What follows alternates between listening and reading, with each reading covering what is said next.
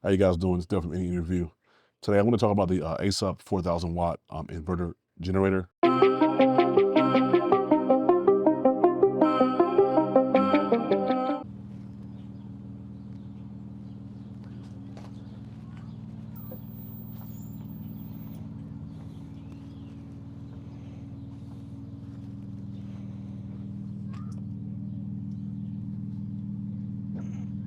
I am going to show it on screen shortly, let you hear how it runs, kind of go over some of the basic things about it, tell you some of the features that I like about it, and I will kind of do a walk around the generator so you can actually see for yourself.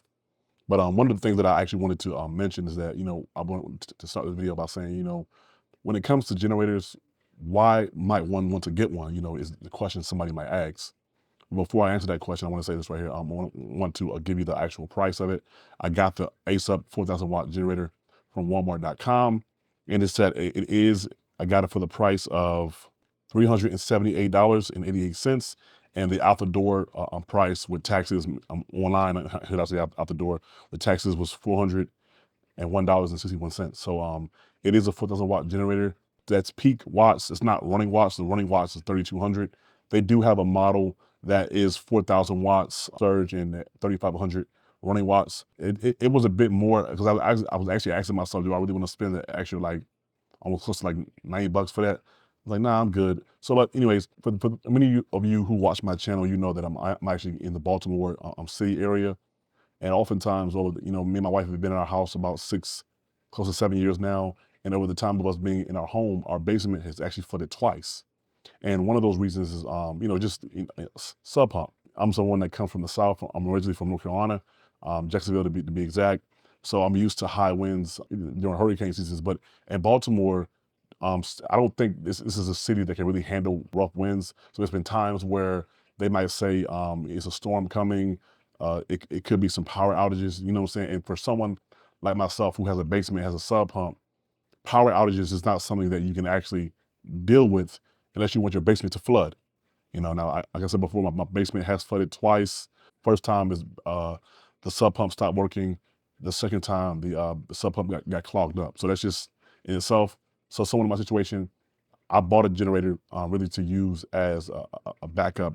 If in the case that our power ever goes out, I could use the generator to power my sub pump and so my basement won't flood. And of course, we can also use it to power a few other things in our home as well. We do have a few different, we have two battery generators, if that's what you want to call them, but they're about 700 watts a piece. We have used those to power our TV, which is 65 inches, and internet, and anything that's in my living room right now on my entertainment system. You got a PS4 Switch. It'll power all that stuff. Android box for watching movies and stuff. It'll power all that stuff. As far as the battery powered generator. Like I said, in the case of an emergency or a power outage, I want to be able to power my sub pump so that my basement doesn't flood. Since I've been living in my home, we have had two power outages. One lasts a couple days. The other one lasts like half an hour to an hour. So it's not often that in this area that power goes out or that it's out for an extended period of time if it does go out. But in the case that it does, I wanted to have a generator to use in case of that.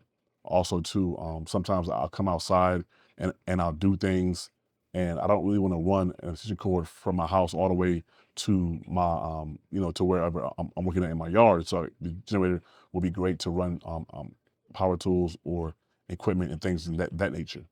So I did want to note that whenever you get a generator, you should always break it in. Yesterday I did run it for about 8.5, 9 hours. I'll put some oil in there. I'll show you. You'll see the video shortly where I'll show you how black the oil was. So it definitely is a good idea to do the breaking period for the generator. What I did was I ran it for quite some time. I have a small heater. The small heater is about 1,500 watts on its max setting. So I ran it on. It has 3 settings. The first time I ran it on 2 for a couple hours, and then I put it on the max for the remaining of the time. And I had it on my generator, for the entirety of the breaking period of my generator. Then of course I waited a few minutes and I changed the oil on the generator and things of that nature. Secondly, I want to add is that this is really just some information that for those of you who don't know, because over the years when I first started having generators, this is information that I did not know. A few of my coworkers and even a buddy of mine, they're mechanics. A lot of them are familiar with small engines, but also automobiles as well. One of the number one things that they've told me over the years is that you don't want to leave gasoline in a generator if it's going to be sitting for an extended period of time, and it actually tells you that in the manual. The reason being is that it'll clog up. It'll the gas sitting in the one is that gas goes bad. That's one. Gas goes bad after about 6 months. Gasoline goes bad. I typically, me personally, I tend to use ethanol-free gas in my generator. This time around, I did not. But if I use unleaded gas in my generator, I'll make sure that I use a fuel stabilizer first before I do that. But also too, I typically don't. I typically run my generators. I let them run until the gas runs out. A generator that I had before this, I actually just sold it because it was also an inverter generator, but it was a big nice nice size, and it was taking up a lot of space in my shed. I said, it's too big, so I sold that. I got this one, but my old generator actually had a fuel shutoff valve whereby you cut the fuel off, you shut off the fuel so that it can't go to the carburetor anymore. And what the fuel shutoff valve does is it allows you to drain the gas out of the carburetor, so that gas doesn't sit in the carburetor or any of the fuel lines. But this generator that I have, the Aceup 4,000 watt generator, it actually has a screw. Again, you'll see shortly. I'll show you in the video. It has a screw where you can unscrew the screw on the carburetor, and it actually has a small line that goes out to the bottom of the generator where if you want to put a bucket or something under there, and once you unscrew the carburetor screw, it'll let the gas come out of that line. And what it does is it removes any gas from sitting in the carburetor, which you want to do.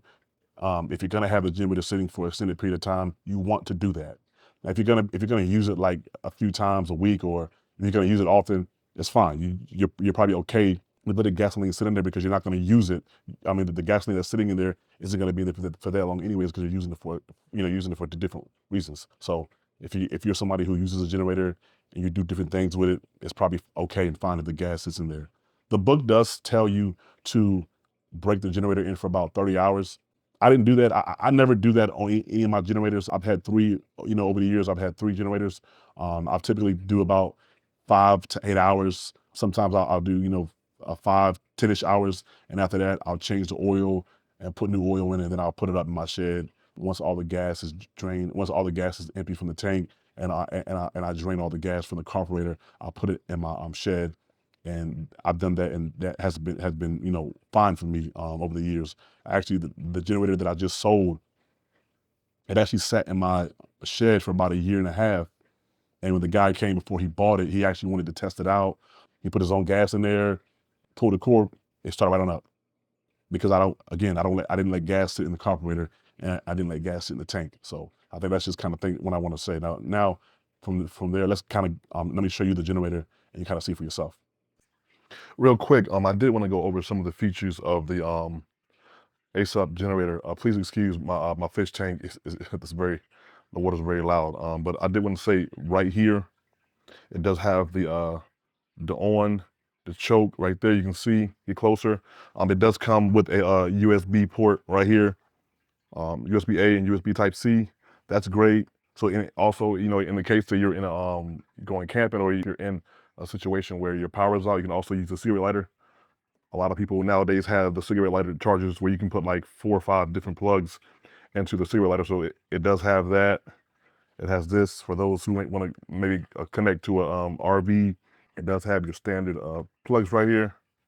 And one of the things that I like about this that I didn't actually realize is I actually went out and I bought a hour meter for this generator, but I didn't need to because it has an hour generator. It has an hour gauge right here. Right here, it has the hours, the volts, the RPM of the generator. And so, and if it was on right now, I have it. Obviously, it's not on. I have it in my home.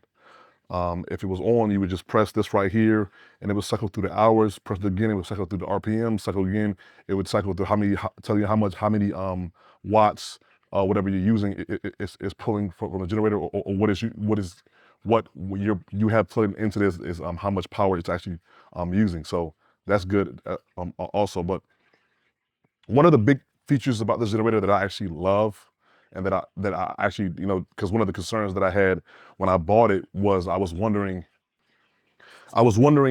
if it had a fuel shutoff valve, which it does not. It does not have a fuel shutoff valve, but that's fine, because one of the things that it does have is last night after I broke it in and I changed the oil. By the way, here's the oil right here. The oil was dirty. Yeah, it was nasty stuff. It was dirty. But last night after I broke it in, I let it run all day. Saturday, I let it run all day. And so one of the things that I was concerned about before I bought it was, well, if it doesn't have a fuel shutoff valve, I want to make sure that I get all the fuel out of the carburetor bowl and out of my lines. And so right here, if you can see, right here is the screw. It's the carburetor. It's the gas lines. And if you get a Phillips head screwdriver and you untwist that, boom, you untwist it. All whatever fuel is left in the carburetor, it comes out through a line right here. You see that right here? This line right here, and it comes out in the bottom of it right here. If you can see that right there.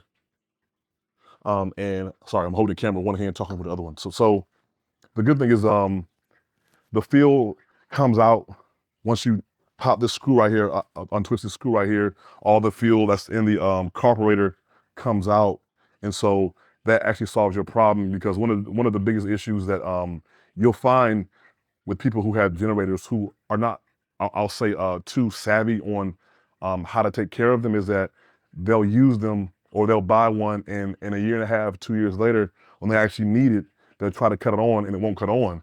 And they'll take it to a mechanic shop, because I have buddies that have done that. They bought a generator, may have used it a few times, 2-3 years go by, and they try to crank it and it don't cut on. They make sure the gas level was fine, and make sure that the oil was fine. They check the spark plug, check the filter.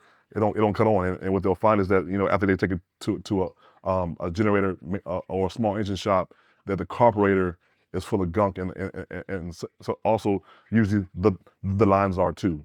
So I say all that just to say that when you're done running it, if you're not, I think you'll be fine.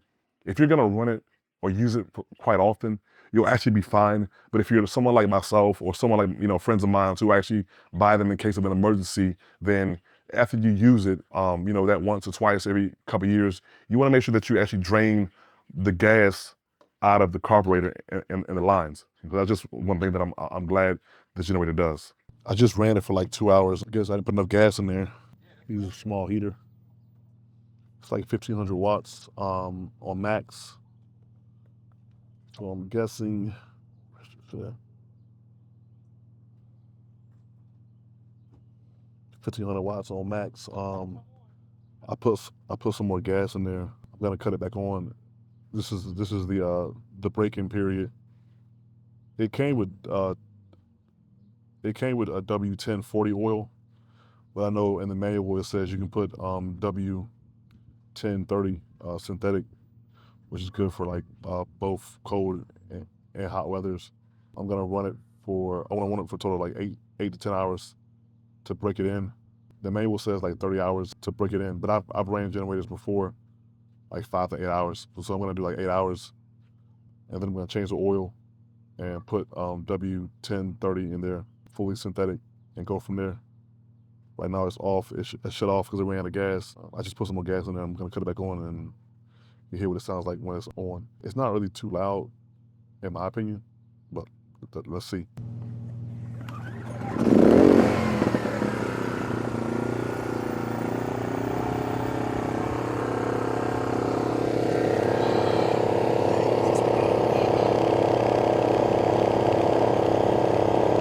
It's about 2 hours.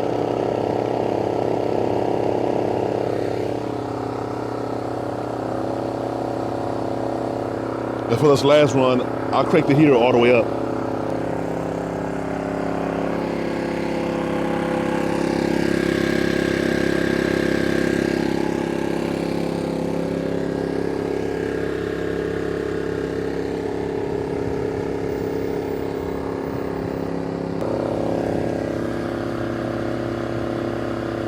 Now, with the generator, in addition to it actually telling you all this information in the actual manual, in case you lose the manual, in case you forget, it also puts a lot of information right here. Right here, it has the watts, it has the running watts, it has the fuel, how many hours you can get, the whole 9 yards. And on this side right here, it also tells you how to start the generator step by step. So also tells you how to cut it off. So in case you're somebody and you're like, well, I don't want to forget. Well, you won't forget because they actually put it on the actual generator for you.